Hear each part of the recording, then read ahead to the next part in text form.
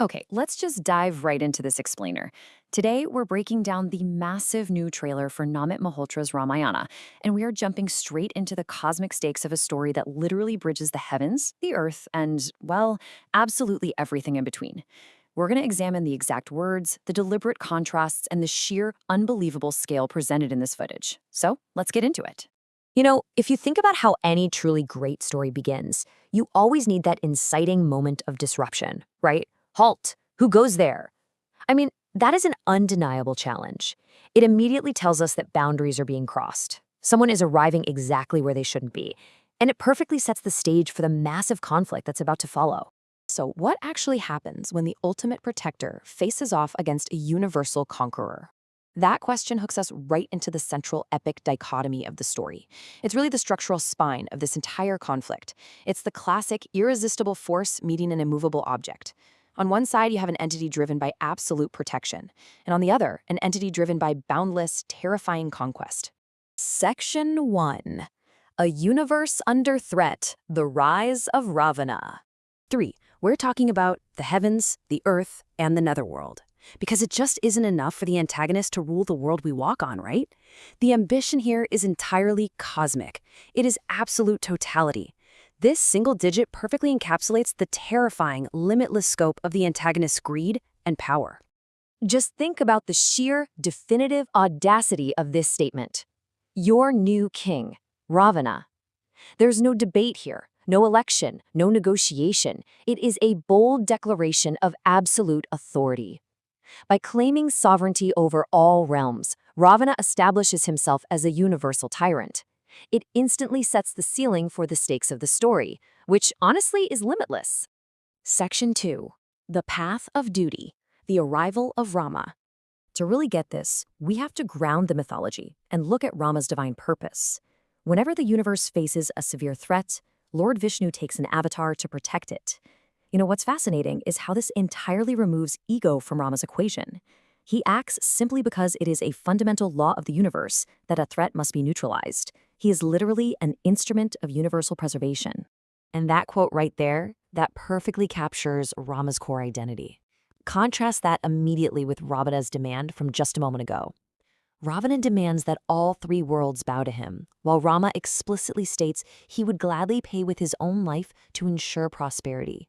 It's the ultimate juxtaposition, a king who demands everything from the universe versus a protector who is willing to give everything to it. But this journey comes with a seriously heavy personal cost. First, you have the joyous wedding vows made to Sita, intertwining their fates forever. Second, there's this crushing pivot, the absolute necessity of honoring his father's word. And third, the brutal consequence, 14 years of exile.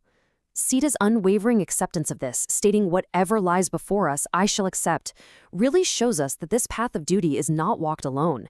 These sacrifices are deeply, deeply shared. Section 3. Vengeance and Abduction, the Catalyst for War. So here's where it gets intensely personal. Princess Surpanaka's humiliation becomes the direct catalyst for a terrifying promise of retaliation. The dialogue warns, I promise Ram will pay for what he did to you, Surpanaka. This massive cosmic war spanning the heavens and earth actually hinges on deeply personal familial vengeance. It grounds all this high-concept mythology in very recognizable human emotions, pride, rejection, and just raw anger. This completely shifts the gears of the story, bringing a very dark intensity to Ravana's threat. His motivations pivot from cosmic domination to just brutal, localized revenge. It's no longer just about ruling the three worlds, right? The desire isn't simply to defeat Ram, it's to make his end agonizing and humiliating.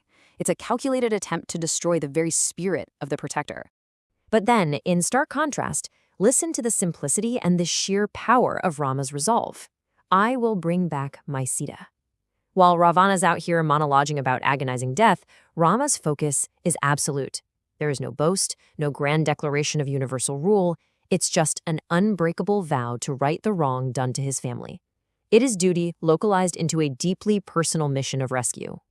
Section 4. Rama versus Ravana, the epic collision. This right here boils the whole mythology down to its absolute essence. On one side, Ravana, ruled by revenge. His actions are completely reactionary. They're dark and possessive. On the other side, Rama, born to protect. His actions are inherent, light, and entirely selfless. Between these two absolute extremes, the greatest story of all mankind was written. I mean, it is a literal masterclass in defining conflict. Talk about a mic drop moment. Rama matches Ravana's cosmic scale with an equally monumental promise of justice. Earlier, Ravana claimed the three realms for himself. Now, Rama takes that exact same scale and flips it against him, promising a public execution of tyranny that the entire universe will witness. The stakes have totally come full circle. Section 5. Epic Cinematic Pedigree, Bringing the Legend to Life.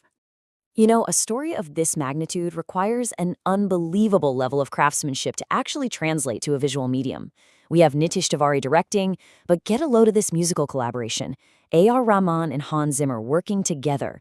By pairing one of India's absolute greatest musical legends with one of Hollywood's most iconic epic composers, they are implicitly promising us a truly earth-shattering cinematic scale.